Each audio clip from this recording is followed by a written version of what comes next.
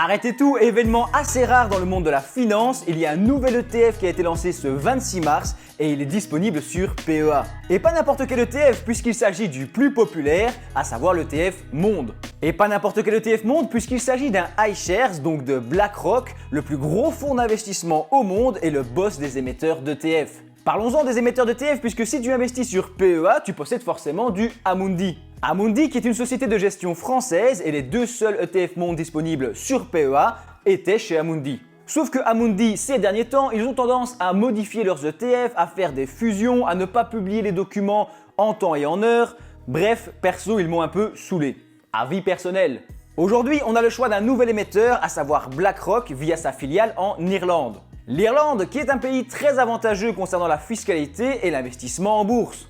Peut-être que c'est le moment de changer d'ETF pour saisir une nouvelle opportunité. Ou pas, puisque tu peux très bien posséder deux ETF Monde et garder l'ancien. C'est pas parce qu'il y en a un nouveau qui te plaît bien que tu dois revendre l'autre. Sachant que ce nouvel ETF n'a que 2 millions d'encours sous gestion, puisqu'il est assez récent, il n'a que quelques semaines. Et dans cette vidéo, on va analyser ensemble ce nouvel ETF Monde de chez iShares éligible au PEA. Comme ça ne fait au final que 3 possibilités, on va aussi le comparer aux deux autres, ainsi tu as un bon aperçu de ce qui est disponible en termes d'ETF Monde sur PEA. Je n'oublierai pas de te communiquer les codes EASIN afin que tu puisses facilement retrouver ces ETF.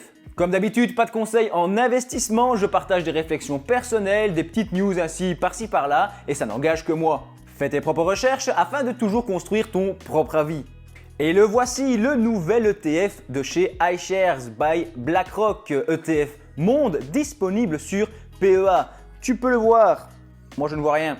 Ici, dans le titre, il est disponible sur PEA. Voici également le code EASIN que je te mettrai en description et aussi plus tard dans la vidéo.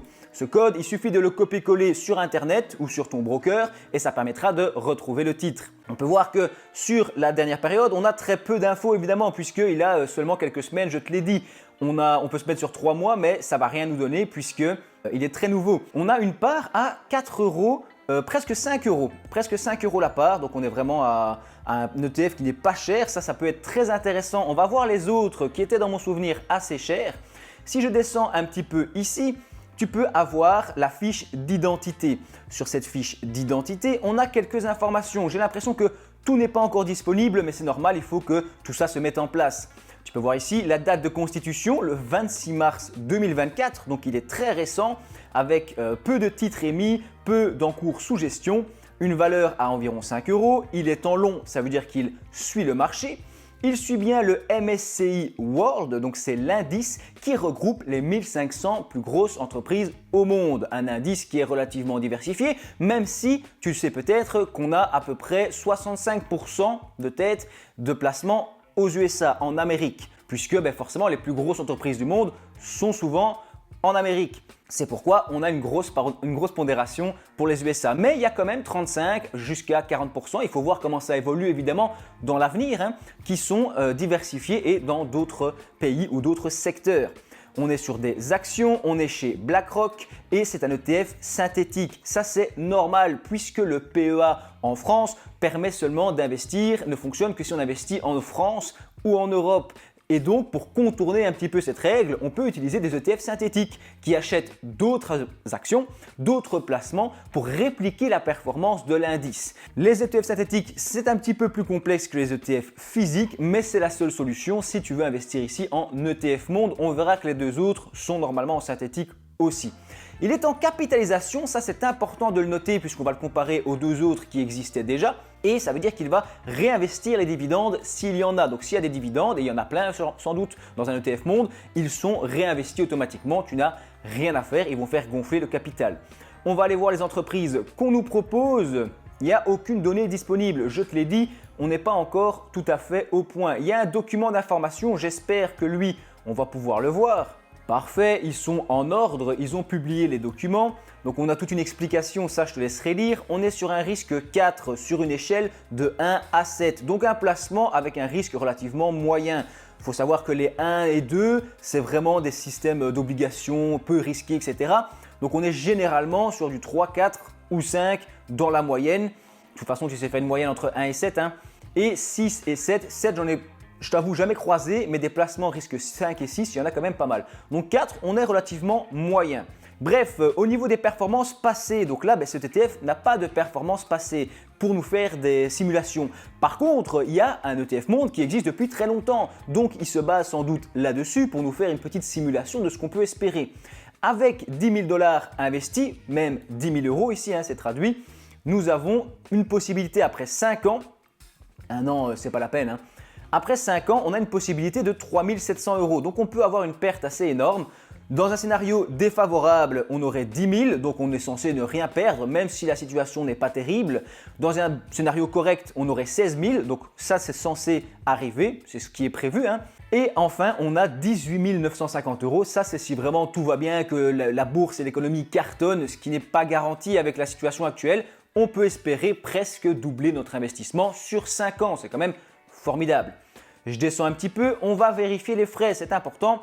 Les frais qui sont à 0,3, c'est ça? Non, pas 0,3, 0,25. 0,25, 0% de taux de coût de transaction et 0,25 de frais. C'est vraiment pas cher, il faut qu'on le note ça, il faut qu'on s'en rappelle.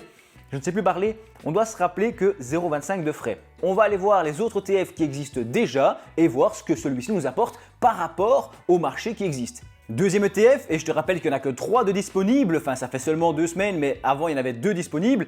Bref, on est chez Amundi, on est sur un UCITS, donc ça veut dire qu'il est réglementé. On est sur en euros évidemment et on est en accumulatif, ça veut dire qu'il va être capitalisant. Il n'y a pas écrit PEA dans le titre, mais fais-moi confiance, il est disponible sur PEA. Voici le code ISIN que je te remettrai encore une fois en description, pas de panique. On a évidemment maintenant des données, oui, puisqu'il est plus ancien, on a des données par exemple sur les 5 dernières années. On voit qu'il a eu une belle augmentation, presque x2, n'est-ce pas? On était ici à 280, on est à 500, on a passé à un moment les 500 à la TH.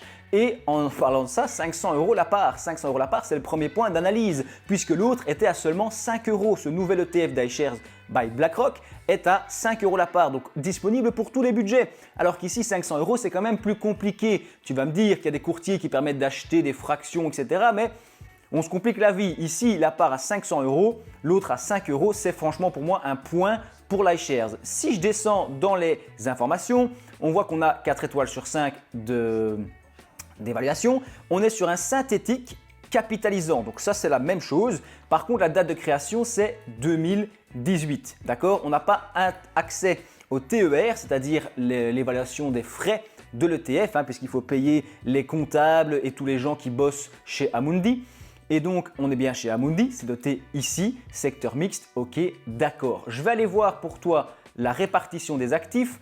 On a ici donc 30% de cyclique, 47% de légèrement cyclique et 20% de défensif. C'est la répartition de l'ETF Monde. Donc ça te donne une idée de l'autre iShares puisqu'ils vont évidemment être sur la même base, sur la même structure. Donc on est chez du Amundi, tu vois que le document est un peu différent mais en gros on t'explique de nouveau comment ça fonctionne. On est sur un risque 4 donc c'est la même chose. Sur 5 ans, là par contre ils sont un petit peu plus sévères. Ils nous disent qu'au pire on pourrait se retrouver avec 1 000 €. Ça m'a l'air quand même compliqué sur un ETF Monde de faire diviser par 10, mais bon. Après, dans un scénario plutôt normal, on serait entre 9 000 et 15 000. Et si tout va bien, 18 000, ça rejoint les estimations d'iShares. Estimations qui valent ce qu'elles valent, qui évidemment ça reste des prédictions, ça reste basé sur le passé et on sait que les performances passées ne présagent pas des performances futures. C'est quand même à prendre en compte dans le sens où ils se basent sur des scénarios qui sont déjà arrivés dans les dernières années. Parfait, au niveau des frais, c'est ce qui m'intéresse, on est sur du 0,38, donc beaucoup plus cher, 0,38, l'autre était à 0,25, j'avais vu un truc à 0,30 mais dans tous les cas on est quand même moins cher. Ça n'a l'air de rien mais si tu investis comme moi sur 15, 20 voire 30 ans, eh bien ces frais peuvent avoir un impact considérable. Dernier ETF de cette vidéo et dernier ETF Monde disponible sur PEA, il s'agit du Amundi MSCI World UCITS, donc qui ressemble très fort à celui d'avant et il est distribuant apparemment, on va vérifier ça. Le code ISIN qui est toujours disponible et on a moins d'informations parce que dans mon souvenir il avait été fusionné avec un autre et ça a été assez récent, c'est pour ça qu'on a moins d'informations sur les dernières années, mais bon on est toujours sur un ETF Monde. On a 238 millions d'encours sous gestion, je répète 238 pour celui-ci, plus de 3000 millions pour le MSCI World Amundi que je t'ai présenté juste avant et pour le premier iShares qui vient de sortir, on est à seulement 2 millions. Donc il doit encore faire ses preuves, c'est le truc qui m'ennuie un tout petit peu, mais bon. Je descends ici dans la fiche d'identité, mais avant ça, le cours est à 30 €. Donc c'est 30 € la part. Donc tu en as un à 5 € le nouveau, d'accord, vraiment accessible à tout le monde très facilement. Et ici, un à 30 € qui était plutôt correct. Le problème pour moi, c'est qu'il est distribuant, d'accord, distribution. Moi, je suis moins fan, je préfère les capitalisants. À toi évidemment de faire ta stratégie. Synthétique, ça, on ne peut pas y échapper puisqu'on est sur PEA et on est bien chez Amundi. On a été créé, tu vois, en 2024, d'accord. Donc il y a eu cette modification. Peut-être que iShares a vu une opportunité et s'est dit, ils font un petit peu des mélanges et des nouveaux ETF pour PEA. Eh bien, ce serait peut-être le moment pour moi de me lancer et de concurrencer cet ETF-ci et de proposer une autre alternative. Donc 30 € la part, je répète, si par exemple tu prends 3 ou 4 parts, ça fait directement 120 €. Tandis que si tu veux investir 100 € par mois, ben, avec une part à 5 €, le calcul est vite fait, c'est quand même plus simple. Donc encore un point qui reste pour l'iShares. Je vais aller voir au niveau de la répartition des actifs. On a, tu vois, la même répartition, donc il n'y a pas de souci. On est toujours sur de l'ETF Monde, c'est le même indice. Dans les documents, on va aller vérifier les frais. Donc Amundi, je descends, j'ai un document qui ressemble fort, on est sur un risque 4, les estimations sont sensiblement les mêmes, il nous propose un tout petit peu plus, mais ça c'est vraiment la même estimation. Et si je descends, c'est ce qui m'intéresse, j'ai des frais à 0,38. Donc 0,38 pour celui-ci, 0,38 pour l'autre Amundi, c'est facile, et 0,25 pour le nouveau iShares qui est donc le moins cher en frais. Je vais retourner dessus d'ailleurs et te le remontrer une fois. On est de retour sur le fameux iShares, donc je vais récapituler pour toi. Première chose, c'est qu'il est synthétique et capitalisant, donc ça c'est le même que le gros Amundi à 3000 millions d'encours, celui-ci n'a que 2 millions. Et il y a un autre Amundi qui est distribuant, donc synthétique distribuant, et lui il a 238 millions d'encours. Donc 238, 3000 et 2 millions seulement. Au niveau des dates de constitution, celui-ci est en 26 mars 2024. L'autre distribuant d'Amundi, le nouveau, est assez récent, mars 2024 également. Et puis l'autre qui date de 2018. Autre chose très importante, au dehors des frais, les frais qui sont les moins chers chez iShares avec 0,25, on l'a vu, 0,38 pour les deux autres. Et on a 5 € la part, ça c'est quand même, je trouve, un point important. 30 € la part pour le distribuant d'Amundi et 500 € la part pour le capitalisant d'Amundi qui est l'ETF finalement le plus capitalisé et le plus gros disponible sur PEA actuellement. Mais je pense sincèrement que ce iShares qui vient d'arriver peut provoquer une certaine excitation et trouver son public. C'est compliqué d'acheter un ETF quand il vient de sortir puisque tu ne sais pas s'il va plaire, tout ça. Tu peux très bien l'acheter et dans 6 mois, on se rend compte que finalement, ça n'intéresse personne. Les gens sont pro Amundi, personne ne veut un nouvel iShares à 5 € et donc il ne décolle pas et dans quelques années, il se retrouve clôturé ou fusionné avec un autre. Donc ça peut être pour moi le seul gros défaut, c'est que comme il est très jeune, il n'a pas encore fait ses preuves, est-ce qu'il va vraiment séduire son public? À toi de me le dire en commentaire. Va faire aussi un tour sur la chaîne et si tu trouves ton bonheur, pense à t'abonner. Je te dis merci d'avoir regardé ma vidéo jusqu'au bout.